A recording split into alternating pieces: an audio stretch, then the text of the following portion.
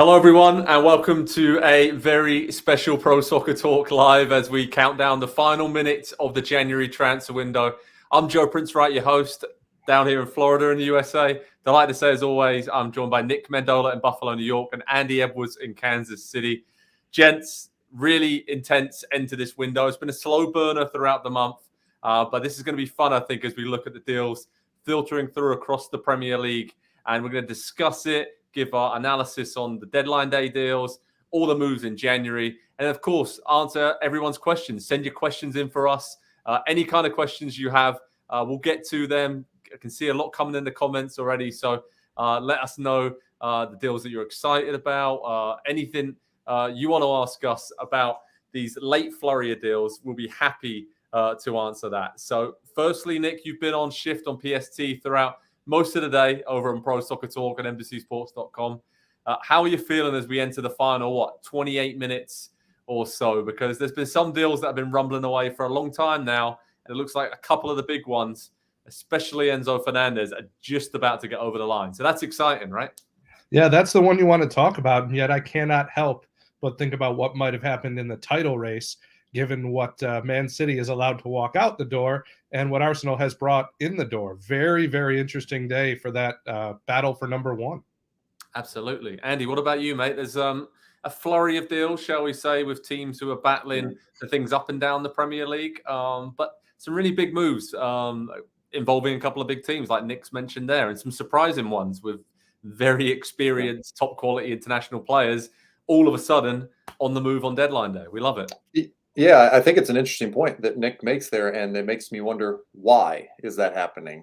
Manchester City, obviously not out of money. They're not out of players that are good enough to improve the team. And so why are they doing that? Why are they allowing a João Cancelo to leave? And I can only think that Pep has to have come to the conclusion that we don't need him. Because they have got the future star at that position coming through and breaking into the first team already. And so I just think it's a very, very interesting call. And I think at the end of the season, we might look back at it and say either, well, that was where Pep lost the title for Man City, or that was perhaps a real stroke of genius from Pep, not just this season, but what it could mean for obviously the club going forward long term. Absolutely. And just to kind of round up some of the deals that are happening on deadline day, we mentioned it there. Enzo Fernandez to Chelsea, according to Fabrizio Romano and others. He is on a plane to London. The deal has been confirmed, and they're trying to figure out now the paperwork. And even if they don't get it in before the deadline at 6 p.m. Eastern, 11 p.m. Greenwich Mean Time, they still have a couple of hours after that. They can put one of these deal sheets in. You hear it every single deadline day. They can file that bit of paperwork, and it just gives them a bit of a buffer to get these final details over the line. Other big moves, Sabitzer to Manchester United on loan from Bayern Munich, obviously with Christian Eriksen being injured for most of the rest of the season. It may not be until late April that he's back. So that's a big blow for United. So they moved quickly. And Jorginho to Arsenal. I think that was a big one, Nick, and one that we all really liked, right? Again, for Arsenal, as we mentioned, they are taking the initiative of being in a position, probably even Arsenal, if they hold their hands up, didn't expect to be in at this point of the season, top of the league with a pretty healthy lead at the moment. But then to strengthen the way they've done with experienced players who will really help that young core and exciting core they've got under Mikel Arteta, that seems like a great signing, right? Because he's an Arteta player, right? He's almost like Arteta was as a player. He's so clever on the ball, dictates the tempo. And a big loss for Chelsea. He was going to go in the summer anyway, it looked like, on a free transfer. So they've got some money for him, but a great move there for Arsenal in their quest to win the Premier League this season. Jorginho, great player. Yeah, I feel like there was little bit of, but can I just stay in London? Like, what? Where can I? I don't want to go too far. I know you don't want me back. I know there's a revolution. No, I think it's a really smart move. I think they can play. It adds a dimension to their team. Not to say that they don't have players who do what he does, but they can now play, which is funny because he was born in Brazil, but they can play a little bit more stereotypically Serie A, right? They can be a little bit more, we've got the ball, but we're also playing defense while we have the ball. Yeah, he's a bit more of a cautious option in there. Yep. That's a really good way to put it, Andy. Yeah, and I think obviously Arteta likes that kind of player. Like he was that kind of player, and I think Pep obviously as loves Jorginho, tried to sign him from Napoli when he went to Chelsea instead. So that kind of style, right, that City and now Arsenal are trying to emulate, he fits that perfectly, doesn't he, Andy? And like you said, a more cautious, safer option, which they'll probably need in the run-in in the second half of the season. Yeah, I think one of the things that we talked about last week on the show, and I think I brought the point up, was I want to see what Arsenal do, because at that position, Thomas Partey, a history of some injuries, currently injured, might just miss a game or two, but it doesn't matter. If a player is consistently missing a game or two, if it's the big games, if he finds himself unavailable for Manchester City, either time that Arsenal have to face them, they now have a player of the experience and caliber of Jorginho, a European Championship winning type player, a Premier League champion in the past. Like, that is an incredible asset to be able to bring into the club for under $15 million on deadline day, fill a very specific need, only an 18-month deal. I doubt he gets to the end of that 18-month contract before he's moved on. And so it's essentially a $15 million half-season rental for a player that almost certainly will have some say in what the title race is down the stretch. It might be for better, it might be for worse, but his presence there, I think, will play a part in the story that is Arsenal season. Yeah, absolutely. And obviously, there's deals coming through all the time, so we'll keep you updated. The three of us are on shift at Pro Soccer Talk and NBCSports.com right now, updating the website as we're chatting to you all. And we got a comment here from Benfica, Portugal. Enzo Fernandez, the crack, the machine, 120 million to Chelsea. Obviously, it looks like that deal is going to get over the line, Nick. And we mentioned it there, Fernandez, what he adds to Chelsea. I mean, are we seeing them pay a World Cup premium here potentially, because he's a fantastic player, but that is a British transfer record, the highest fee ever. And Chelsea, as we know, what's it going to be? Well over £500 million they would have spent over the last two transfer windows. So it's one heck of a rebuild, but this guy's going to be at the center of it. And I'm not taking nothing away from him. He was excellent in Argentina's run to win the World Cup. He was the key kind of factor in midfield, right? They got them on the front foot after a few sluggish displays at the start of the tournament. But he's only had a short spell at Benfica, and then now he's on the verge of joining Chelsea for this huge, huge fee. So what do we think about this move? And get your comments coming in, everyone. Send your questions on all of these. And we'll get to some more. But Nick, your thoughts on Enzo Fernandez to Chelsea if it does get done? Yeah, I think that this move is a perfect example of the way people view big, rich American investors. I think this was a player that they identified and they wanted, and they realized they could get him at the contract as Ruben Villa or Villa. Never know, right? Says how many years did Enzo sign for till 2031. I think they feel like they can wrap up, in a sense, their revolution. So whatever they had to spend to make that happen, I don't think it's about the price tag. It's about that one final piece. It's about trying to find the next Jorginho or Conte or whoever is going to be there for 10 years. This has been a need, right, Andy, for them in terms of a two-way midfielder. I mean, you got Conor Gallagher. He's having good spells in and out of the team whenever he's been called upon. But this is a different level of player. We've already seen that at the World Cup. And as Nick mentioned, Jorginho's gone. Kante has been struggling with injuries for a long time now. So for Chelsea, they've added a lot of players that we're going to talk about in January. But this was the icing on the cake, the cherry on top for them. An expensive cherry. If you like him, it's worth it. But my word, this is it's going to be exciting to see how this all comes together when everyone's fit and Graham Potter can actually instill his philosophy, because, what a signing.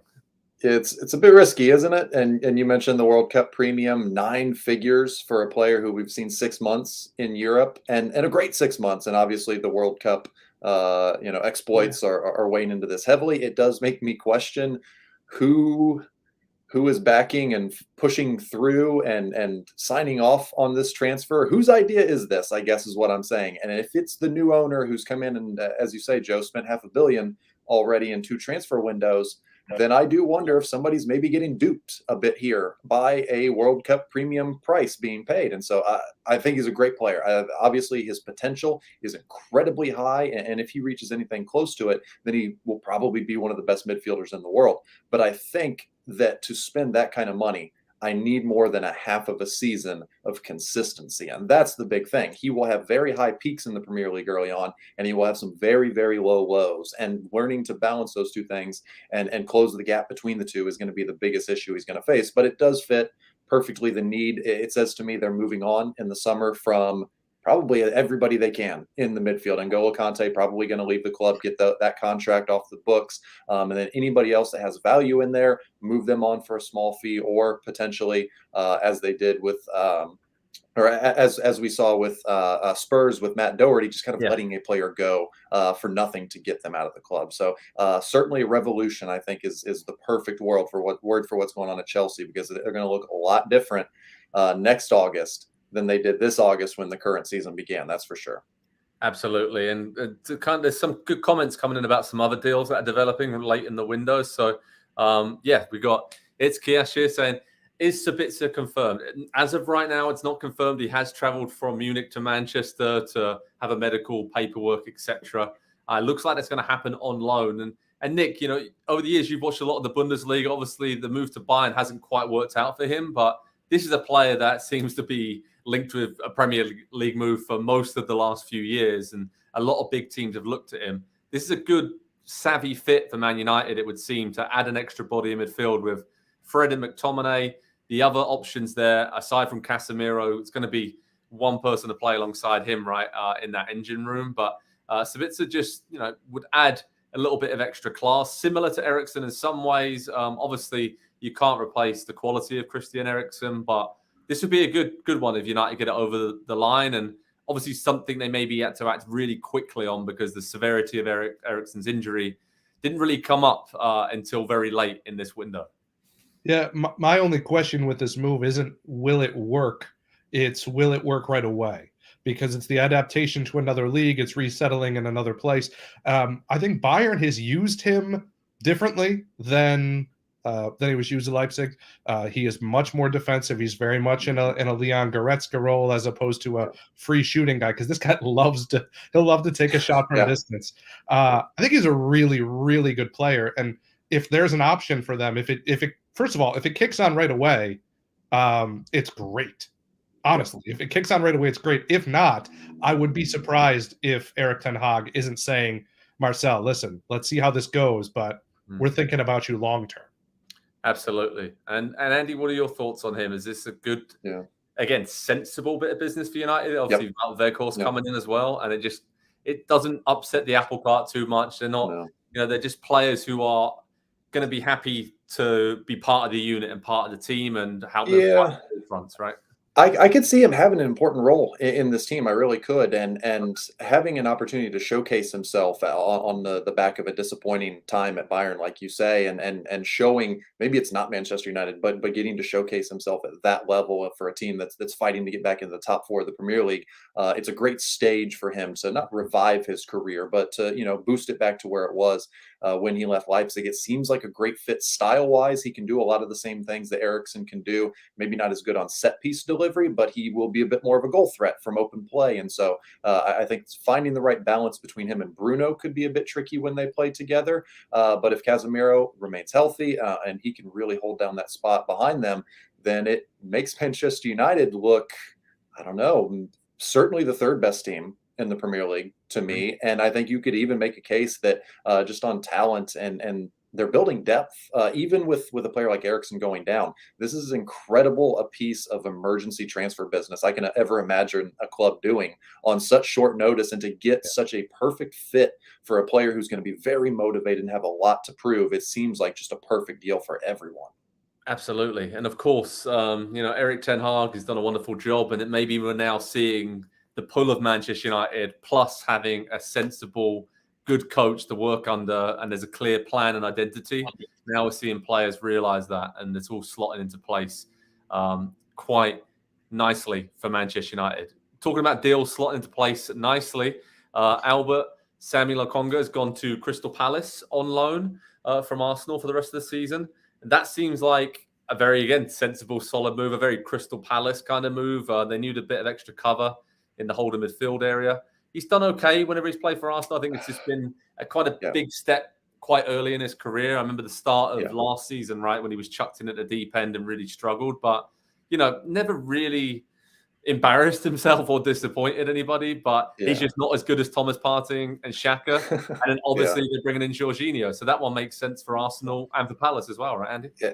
Every player's got to find their level, right? And you make a move to a club like Arsenal, and it might be a level or two too high, but how much time you waste, and I say waste, it's a bit of a harsh word there, but how much time you spend at the wrong club is time wasted in your career. There's no other way around it. And so to make a move to a club like Palace, it feels like he could go there and be the big fish in a similar way that Conor Gallagher was last season, and how he was a driving force for that team. I have really, really liked what I've seen from Lokonga in his kind of limited-ish appearances for Arsenal. He's got that style of play, though, where he is very, very confident, very aggressive on the ball. And that, to me, is the number one thing that this Palace team has been missing, because I have watched a lot of their games this season, and I have not seen a lot of scoring chances created in those games. I've not seen a lot of goals scored in those games. So somebody to just kind of push that team and drive them forward, offer a little bit of support up top, I think could be huge for them. Absolutely. And just get your questions coming in. Let us know whereabouts in the world you guys are watching. We love to see where we did a few of these during the World Cup. So wherever you're watching from, let us know. And it's good to see wherever you are, far and wide. Obviously, we've got most of the states covered, guys. We've got the Southeast, Northeast, Midwest. So we've got nearly half the country covered between us.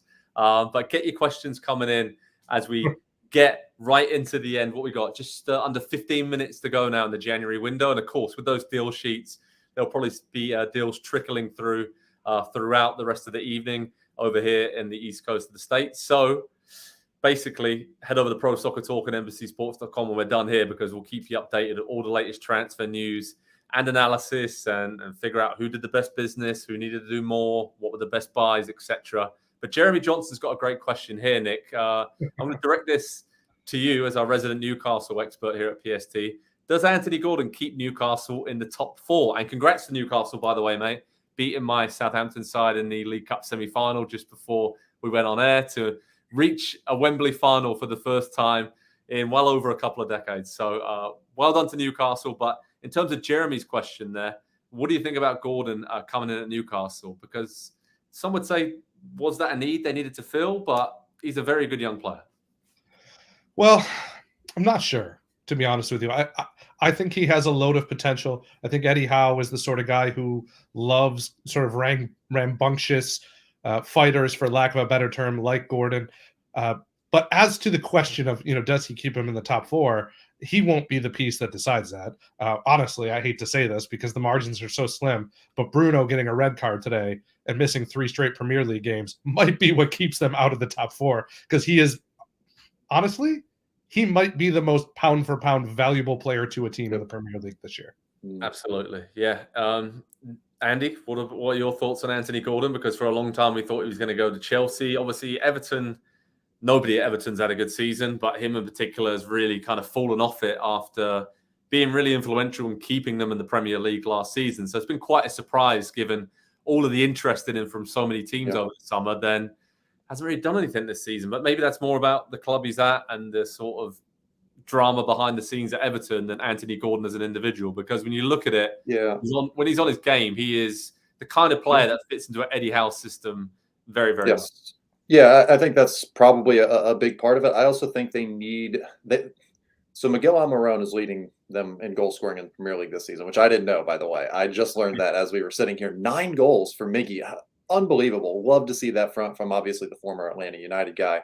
And then Callum Wilson with 6. They've got nobody else with more than 3 in the Premier League. Isak is down there. Bruno is down there. And so I think Gordon's not going to provide a ton of goals, but I think he's going to set up a lot of really good chances. He's going to offer something, I think, on the counter that fits in well with the identity of this team already. But I think in prolonged periods of possession, where they have to break teams down, I think is probably what he's been targeted to come in and kind of help this team with. Because if you sit back against Newcastle, that is the area where, and a lot of teams struggle with this, unless you have kind of a world-class number 10 and a world-class number 9 to unlock it, you're going to struggle. And so if the goal obviously should be to get into top 4 this season, then I don't know if it's the first move I would have made, But I think it also kind of signals that maybe they're not taking just a this season approach and view of this transfer window and saying, he will be good for us now. We believe he could potentially be great for us in the future. And I think that's a smart and sensible approach, which is, not words that I thought we'd ever really use to talk about Newcastle's transfer dealings again. There we go. They've done a lot of good deals, haven't they? The last 2 windows. We know they have a lot more money to spend, but they're sensible transfers all over. Mustafa Bayer there sums it up very nicely. The team effort is what's going to keep them in the top 4, and it's about sharing that load, sharing that responsibility, like you mentioned, Andy. So adding another attack-minded player who can just chip in, and he might not start every game. He may be rotated in and out the lineup, but good young players, hungry players who all seem to sit the system very, very well. They fit it very nicely. And there they are. Okay, Jackson's joined us from Philadelphia in Pennsylvania. Enzo to Chelsea. What's going on? Well, the latest, Jackson, to sum it up, it's been crazy. It looked like it was going to be off for most of today. Chelsea and Benfica were apparently hit a few snags, but then over the last hour or so, there was an agreement reached. He is on a flight to London to seal the deal. According to Fabrizio Romano, he is going to sign a contract at Chelsea until 2031. So Chelsea going again with these very long 8-7 year contracts to players. They're trying to build that new era, I guess you could call it, or a new dynasty. Maybe they would become that. But I think UEFA as well have already said some of the issues around giving out really long contracts, financial fair play. They might change a few rules there. So that's something to keep an eye on as well. But Chelsea's new American owners, they're switching things up and they're trying new ways to entice players on even longer contracts and spread the cost of these fees and all the other kind of wages over a long period. So Jackson, that's to keep you updated, mate, with the latest on Enzo Fernandez. And as I said, head over to Pro Soccer Talk on NBCSports.com. We'll have, as soon as that deal is done, we'll have the news confirmed to you. But Enzo Fernandez looks like it's going to be a British transfer record of way over $130 million, something like that, gents, which would be one of the biggest transfers of all time. So quite sensational. We've got a lot of people joining us from elsewhere. We've got come on, your Gunners. We've got a question here from Jordan. What happened to Everton signing a forward? So it seemed like a few teams. What happened to Everton signing anybody? That's true. Obviously, they got a new manager, Sean Dyche, who we all like, and I think we think will be a huge upgrade on their recent appointments from a managerial perspective. So it'll keep them solid, steady, be okay. I think with the squad they have, if he can get it figured out, that they might be okay. Yeah. They did need a bit of extra help, Andy, right? But with the club being reportedly up for sale, there's so much turmoil there that I don't know if any spending big in this window would have really made a difference for Everton, would it?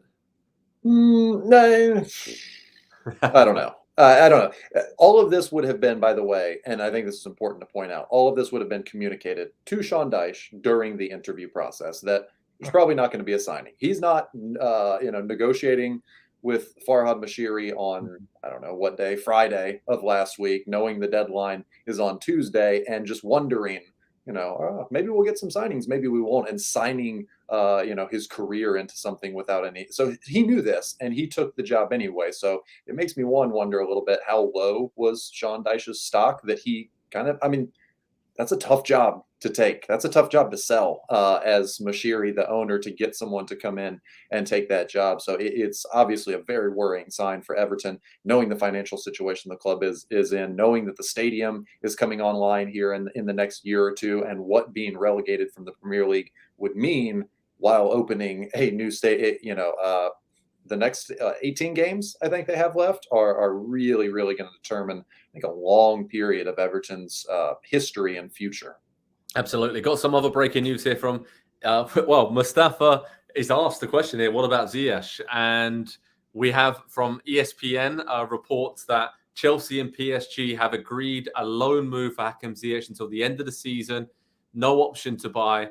But Nick, that is as if PSG needed another great attacking player, but Ziyech is it. And if he can keep that form from the World Cup, which he has been better for Chelsea in the last few games, but just never really seemed to suit his style, right? I mean, is that a bit harsh? Was he never really given the opportunity at Chelsea? Because there's so many attacking talents there. He never really got a run of form, and through injuries, competition, or maybe just stylistically, it hasn't worked out for him at Chelsea. But talk about landing on your feet, going to PSG on loan. It doesn't get much better than that playing with Neymar, Messi, and Mbappe, right? Yeah, listen, I think the best way to land on your feet is to be able to spray passes to the box and get clever. And he won't get to take free kicks, that's for sure. He's the fourth option now, maybe the fifth. But I like that move.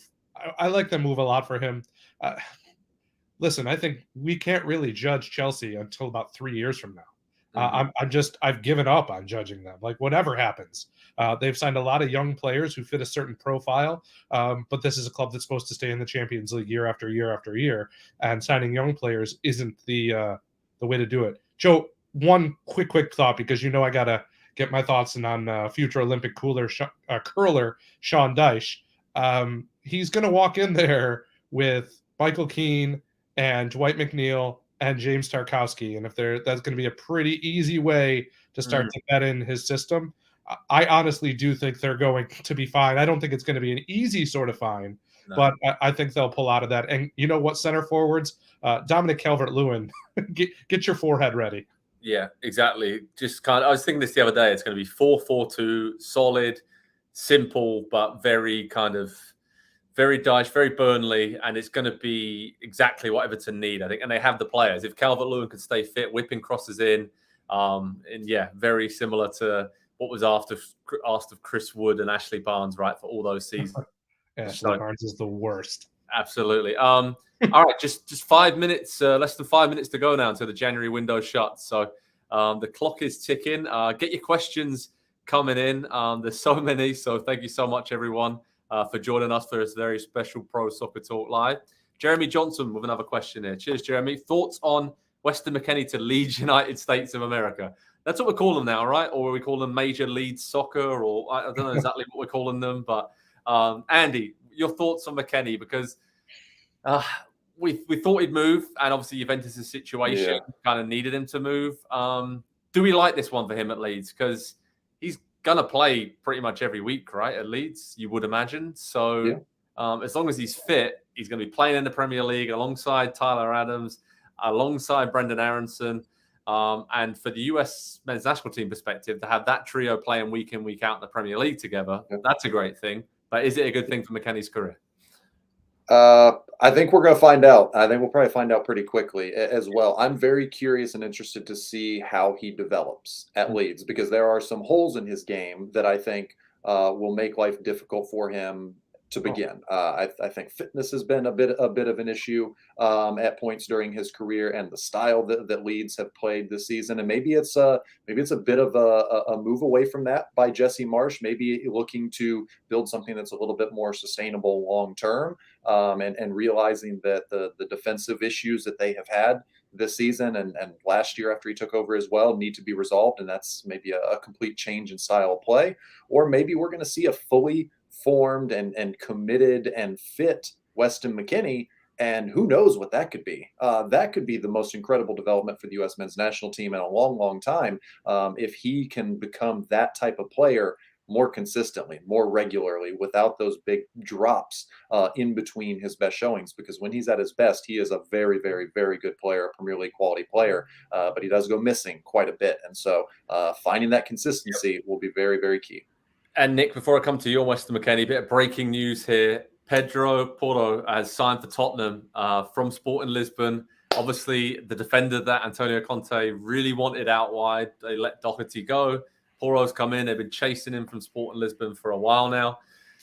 Andy, as you're our resident Tottenham expert, what are your thoughts on Porro going? And do we like that business for Tottenham? Because they definitely need an upgrade in those wing-back wide areas, considering how important they are to Antonio Conte's style of play.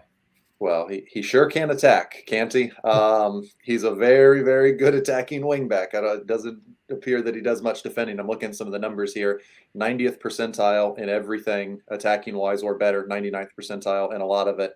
And defensively, not asked to do a ton, I don't think, there for Sporting. I think he'll be asked, obviously, to do a lot more defending in the Premier League. And so how quickly he can adapt to that side of the ball is going to be important, because that's been the side of the ball that, as much as Spurs have struggled going forward, they are far too easy to play against going the other direction. And so, yeah, I have questions about whether this is going to change much of that. It does feel like trying to, put on a Band-Aid when you've got a much bigger wound that can be covered. Absolutely. And then lots of questions coming in here. We had a question about João Cancelo. Is that a loan move? And it is. It's a loan move with an option to buy for, I believe it was 70 million euros. So huge price tag there. But as we said at the start, intriguing to see Man City, how they got slightly weaker in this window, and Arsenal got quite a bit stronger as well. So, gents, the window is shut. There it is, 6 p.m. Eastern time, 11 GMT. Big Ben somewhere is bonging, and that always means that the window is shut. And that's it. Premier League teams right now, with the players they have to make do into the summer months. But of course, as we said, the deal sheets will go in for Enzo Fernandez, for other deals being pushed right to the wire.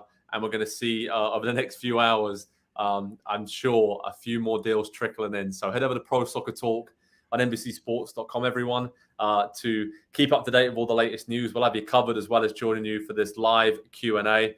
And get your questions, keep them coming in as well. So keep them coming. A lot more deals are happening.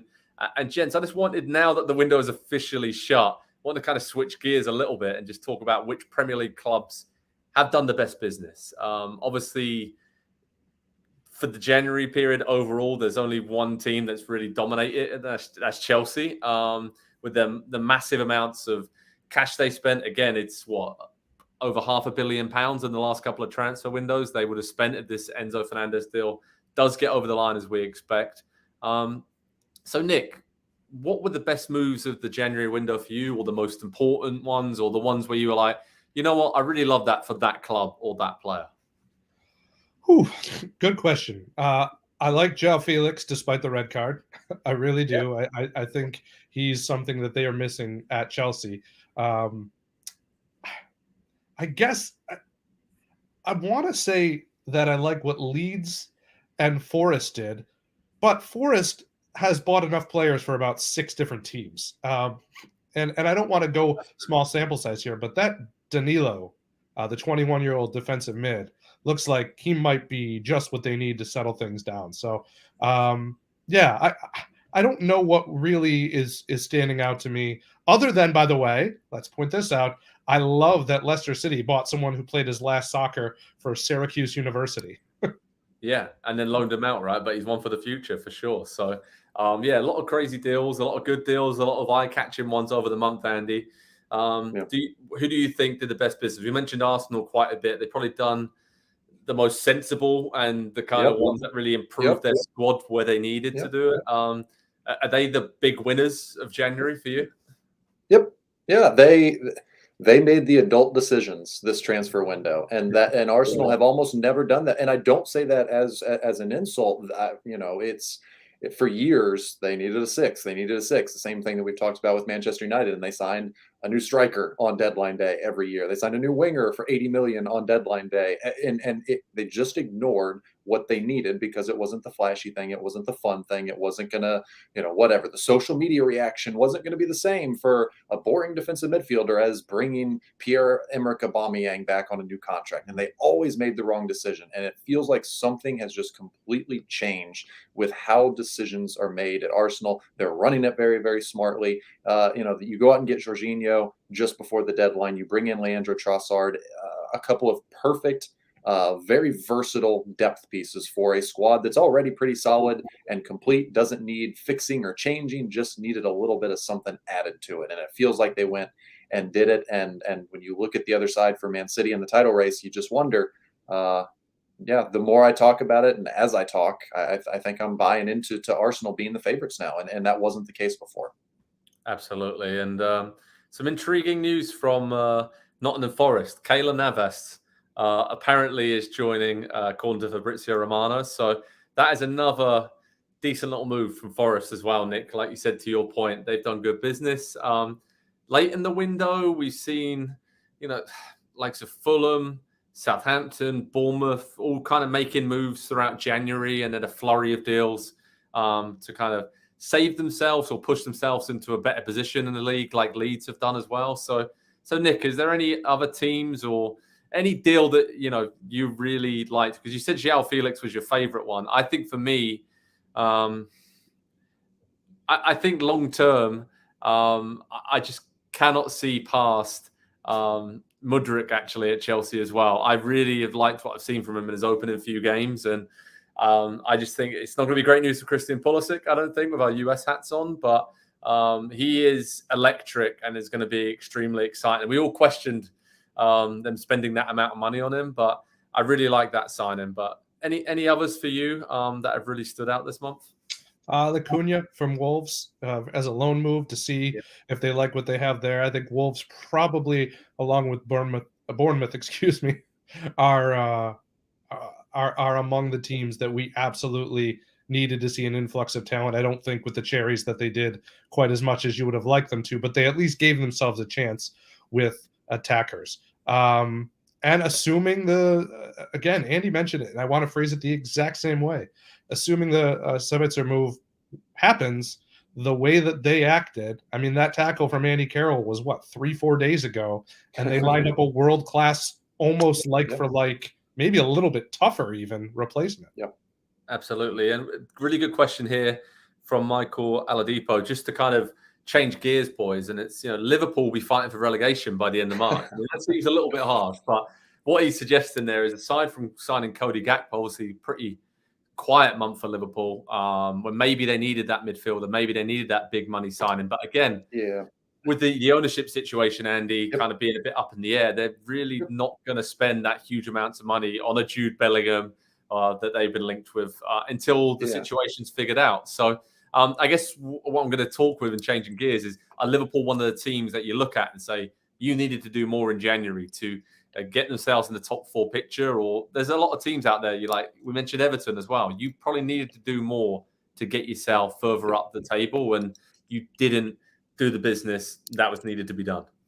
Yeah, on Liverpool, I think it's really difficult because it's a massive squad already. It's just a really injured squad, so they don't have a lot of players available, and so financially, you're the club being for sale or able to be bought, however you want to phrase it right now, is one thing. But how much money they are allowed to put into the squad and spend into wages and everything, I think probably came into play at a certain level, because some of the contracts for some of the players they have are just absolutely massive. They are these mega stars in the world, and they command these deals that are just astronomical compared to everybody else, even at the in the upper echelons of the game. And so I think that was probably a bit of an issue as well. And so once they get people back, once Luis Diaz is back, once Diogo Jota is back, I'm just looking down the list here, that there's so many important players that have missed 6, 8, 10, 12 games for them this season, that they're going to come back at some point.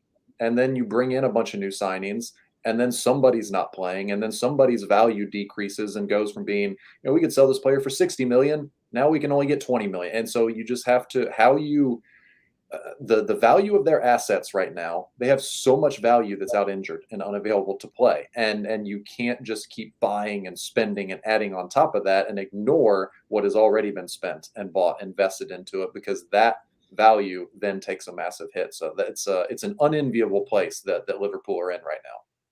Absolutely. And we talked there about, obviously, they are a team that should have done more. But Arsenal, Jordan's got a great question here. Jordan Fingal says, how do you guys feel about Arsenal's window after missing out on Mudryk, Felix, and Caicedo? We said it at the top, right? I think we feel really good about it, Nick. And we feel that with Trossard and Jorginho, the experience and ready-made Premier League, international, I'd say Jorginho's case, world-class players, and Trossard's getting to that level. They've had a great window, and they've added strength, and they've added sensibly. So you mentioned the names there. They've been linked with them throughout the window, but been picked by Chelsea, or may not, may go back in for Caicedo, right, in the summer. But they said they're still looking very, very good, right? So would you echo those feelings on Arsenal that Andy said before? Yeah, I mean, what do they have in common is the question. And with Mudryk and Felix, you're talking about attacking players. I think Arsenal has plenty of that. We haven't seen Emile Smith-Rowe for quite a long time as well. And think about the season he had last year. When Andy was talking about how they were the adults in the room, I thought of this. You would have normally thought first place, seeing the potential for a Premier League title, and they go all out to bring in Yuri Tielemans, who maybe isn't a perfect fit, right? Who isn't the guy that they need. So instead, they say, you know what? Some of our fans are going to be upset about this. We're kind of doing the David Luiz thing here, and we're going to take Jorginho, and we'll kick the can down the road, so to speak. Well, but also the fact that they ended up with Trossard after Mudryk goes to Chelsea, and they end up with Jorginho after Caicedo bids are rejected. Like you talked about Manchester United having a solid backup plan and just ready to execute it, boom, boom, go. It felt like Arsenal had that as well. It felt like the organization at a couple of these clubs that have been down bad for a long time. It feels like something massive within the way those clubs are being operated and the people in charge has really changed. And I think you can make a case for, at least with the Trossard signing, probably a more impactful or just ready to contribute, I guess, player this season. And if you view it through that lens of we would like to win the Premier League title, and this player gives us the best opportunity, maybe they came out on the better end of that either or choice. Caicedo, it feels like if Arsenal are the Premier League champions, they'll come back for him in the summer and he will go there. And so they're going to get him either way. And then Jorginho moves on and everybody's happy. It feels like they have played every single card in their hand at the exact right moment and in the right way. And they've gotten all this correct. Absolutely. All right, gents, let's focus.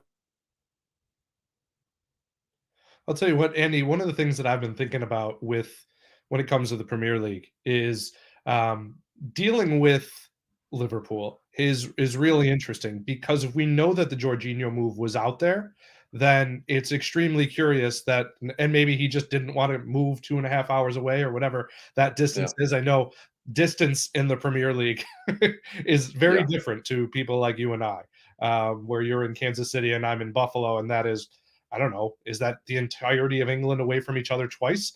But I have to wonder, there was no one out there that could help with Liverpool, especially because I think this is kind of what they tried to do with Arthur back in August.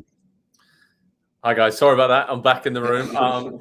So my big question was going to be to you guys to sort of wrap up this chat about who's done the best business is who has done the best business. Andy, which Premier League team for you would say has won the January window? Obviously, we know that a few deals will come over the line late on deadline day, but for you, who did the best business in January? Short term, I think Arsenal have helped themselves the most, but long term, I'm glad that Nick pointed out Wolves. They brought in a lot of players there, a lot of them, or a couple of them on loans. They're going to get a look, I think, at Matheus Cunha, who very, very highly rated the last couple of years, coming over from Atletico Madrid, and that's the type of player that I think they've been missing the last couple of years. And so if they can get someone contributing those goals reliably up front, Wolves are just an incredibly sound and structured team. And I bang that drum a lot on here because it's true. They just miss that piece going forward. So I'm excited to see what that team becomes under a very, very well thought of and respected manager in Julen Lopetegui. Nick, what about you, mate? Well, it's easy to say Arsenal, and so I'm going to skip past that because I do think it's very easy to say Arsenal. I like what Leeds did an awful lot, but let me kind of toss this out there as something that I'm interested in. West Ham not overreacting to being down there when their advanced numbers are better than they are, bringing in a Danny Ings who, it's not like for like taking him out but Danny Ings fits in the Mikel Antonio, Jared Bowen, I'm going to keep working my butt off until I find my way into those dangerous places. And I like that Luizão move as well from Sao Paulo. So, for me, I like what West Ham did because they have to take advantage of this last period with, sorry guys, Declan Rice. It's probably their last period with him. Absolutely. Yeah. There's some good points there. I just cannot look past Chelsea's window. I just think it's been epic. And long term, it's going to have huge impacts on the Premier League and at Chelsea. And I actually now believe that Graham Potter, he's gone through that rough spell, and I do feel like they're going to stick with him. And I feel like that's key because there's so many young players that they signed. It looks like they can slot together nicely when all's said and done, and they start to move on some of these great players for them.